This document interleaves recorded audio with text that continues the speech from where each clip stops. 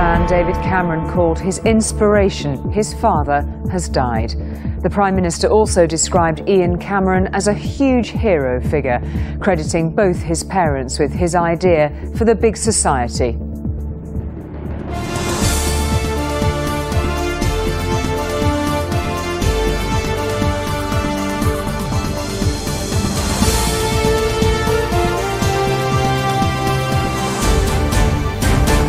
This is the ITV News at 10 with Julie Etchingham and Mark Austin. The Prime Minister rushed to the 77-year-old's bedside after he suffered a stroke while on holiday in France. It was only because the French President arranged a helicopter to the hospital that David Cameron arrived in time to say goodbye.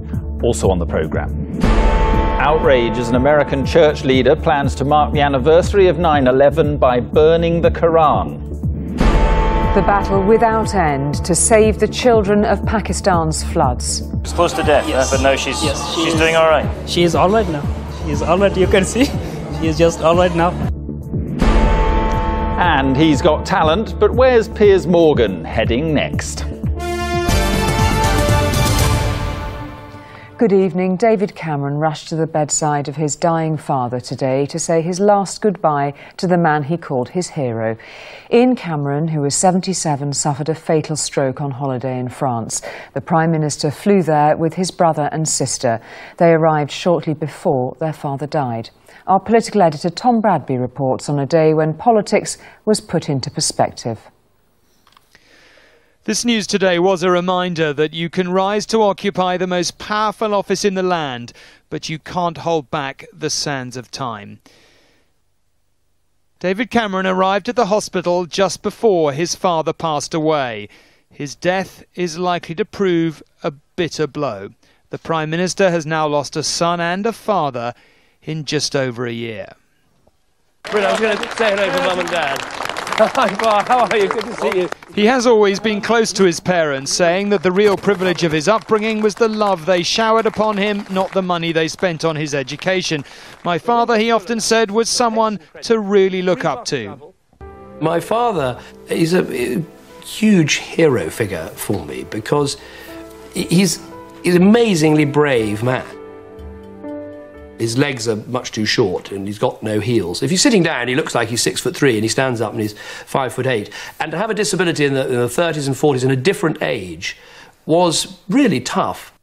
David Cameron's friends don't doubt that his father's optimism played a huge part in shaping his politics.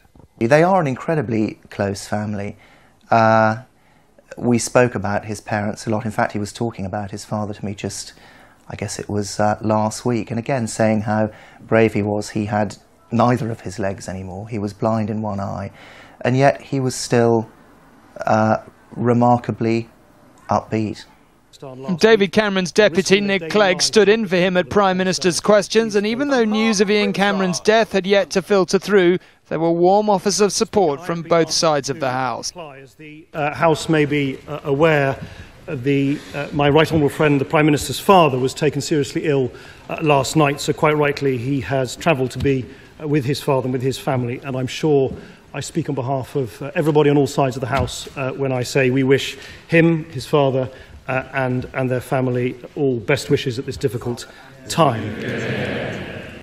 We knew little of the man who guided Britain's 53rd Prime Minister to adulthood, but his feelings about his son were evident shortly after David Cameron became Prime Minister.